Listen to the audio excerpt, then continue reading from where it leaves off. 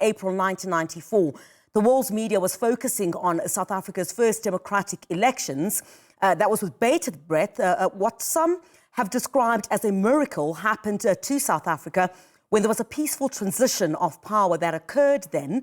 So the much anticipated civil conflict did not happen, with much disappointment, I guess, for the international media. However, a sad and horrific episode in human history was unfolding in the East African country of Rwanda. So 100 days of ethnic cleansing taking place there involving extremist Hutus butchering Tutsis. That was unfolding as the international community turned a blind eye. So Rwanda is now basically a shining example of one of the most prosperous countries on the African continent. How did that happen? I want us to unpack this now, and I want to be joined by Professor John Mark E.G., who is Associate Professor and Director of the African Center for Transnational Criminal Justice in the Faculty of Law at the University of the Western Cape. Prof, a very good morning to you. Thanks indeed for your time. So looking back 30 years, was the Rwandan genocide a critical moment in terms of the development of international law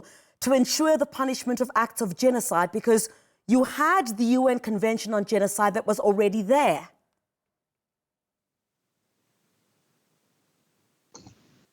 Good morning, Crusader, and good morning to your viewers. Thank you for having me. Yes, indeed, the Rwanda genocide was a critical moment for the international community as a whole in terms of the normative development of the law on the prevention and punishment of the crime of genocide. For very many reasons, as you rightly pointed out in your introduction, that these atrocities had presaged in history. We have the First World War, the Second World War, and that moment of a revulsion, a feeling against such horrendous mass atrocities did actually catapult the international community. It came to the Rwanda genocide to then move forward with the development of international law in very many aspects, which I will touch on. Yeah. I have already said that the UN Convention on a genocide was already there, but was there momentum to enforce or to actually implement?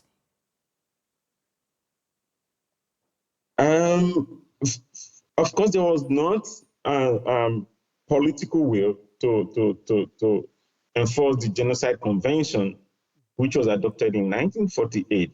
And as you would know, at every turn in history of the development of the law of nations, international law, it is quite often when there are global conflagration, momentous incidents like world wars that often result in seismic shifts in terms of the development and enforcement of the law. The First World War was one example. It led to the establishment of the League of Nations.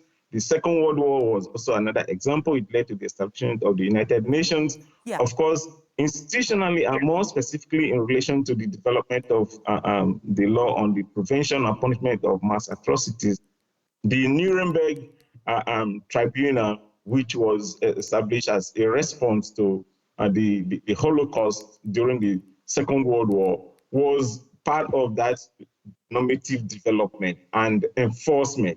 However, you would see that between the period of the Nuremberg International Tribunal for Nuremberg and then the adoption of the UN Security Council Resolution 955 that set up the International Criminal Tribunal for Rwanda, there was more than 40, 50 years of no political will to move forward with the law on the enforcement of prevention and punishment of the crime of genocide. So it's only one can say after the Rwandan genocide, that would say that there was this momentum to at least move forward with the enforcement of the punishment of crime of genocide. But I guess it begs to ask the question, if the world has learned anything from what happened in Rwanda, looking at the scale of what we see happening today, I have to bring in, South Africa turning to the International Court of Justice with regard to what's happening in the Gaza Strip, accusing Israel of genocide. Have we learned anything from what happened? Well, I would say, yes, the international community learned something. At least from history, we do know that between the Nuremberg prosecutions and the establishment of the Rwanda International Tribunal for Rwanda, for example, there were other sides. In Africa here, there was the Biafra civil war that claimed more than 3 million Igbo lives. But that's a debate, a continuing debate. But when you look at the Rwandan genocide as a critical moment for the development of international law, the response that evolved from that particular incident, both normatively and institutionally, one can say the international community has learned some lessons, but to what extent does it take that lesson into account when it responds to the indicators of likely genocide occurring in the future is another question. I think the international community learned some lessons. For one, you would see as a result of the Rwanda genocide, for example, here on the African continent, the then Organization of African Unity set up the international panel of eminent personality to look at the immediate and remote causes of the genocide and develop some institutional responses and normative responses to prevent such atrocities in the future here on the African continent. Why? Learning that other people may not come to Africa's response.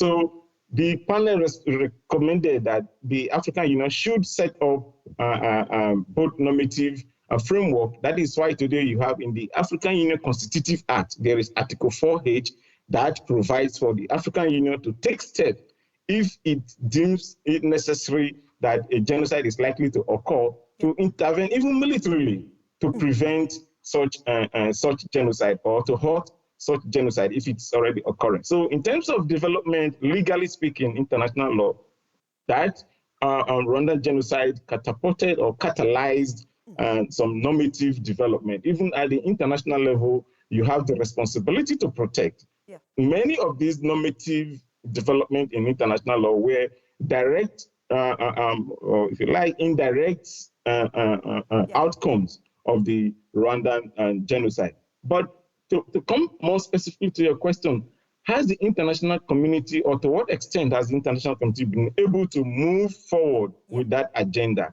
I would say not very much. The United Nations said there is an office of the UN Special Advisor under Secretary General of the prevention of genocide. That office has been, I would say, running, but has that translated into effective action for the prevention and punishment of genocide? My answer is not really, because genocides don't just occur. If you know, there are usual underlying causes, and there are usually unaddressed grievances that fester, sometimes even over decades, before it explodes in such horrendous atrocities like genocide. So I would say the international community has learned the lesson that prevention is key. That is why the R2P and other normative instruments or principles have emerged. But has the international community been able to take that lesson and implement it when it is necessary to do so? My answer is no. And you see it going on in Gaza right now. Yeah, Prof. And there has been no effective action. And exactly to that point, then 30 years on, what should leaders at this commemoration, South Africa's president is also scheduled to be there. 30 years on, how do we mark this commemoration any differently so that there is a message then that is sent to perhaps create that catalyst for more action for the prevention of acts of genocide? If we look at, for example, what the world sees taking place in the Gaza Strip and what South Africa has taken to the ICJ. I think it's not a lack of knowledge rather than lack of commitment on the part of political leaders across the world. And South Africa did demonstrate that political leadership by, in fact, a very courageous one, to have initiated the suit at the ICJ. And we have seen how that particular suit has then subsequently galvanized the global momentum to actually at least try and address this unfolding crisis in Gaza Strip. So the world already on several occasions has said never again prior to the unfolding catastrophe in Gaza. But if you ask me, there are institutional frameworks that exist. I already mentioned the legal frameworks that exist. There are also institutional frameworks that deal with the prevention of genocide and the punishment of genocide. Yeah. Why are they not responding? The office of the International Criminal Court, the International Criminal Court is one example. The office of the prosecutor of the International Criminal Court is one example of such institutions. And these are institutions that by their own defined primary objective are in a position to champion and the response to acts of genocide. So you find why it is in the interest of some to mobilize response in some cases. In other cases, well, just like we saw in Rwanda, it may not be so significant. Why did it take so long? And it took South Africa to bring a suit at the ICJ before other countries in the world realized that no, genocide is more plausibly unfolding in Gaza. Yet no one did anything until the South Africa suit. States and political leaders were more or less standing on the sidelines, wringing their hands as if there is nothing we can do about this.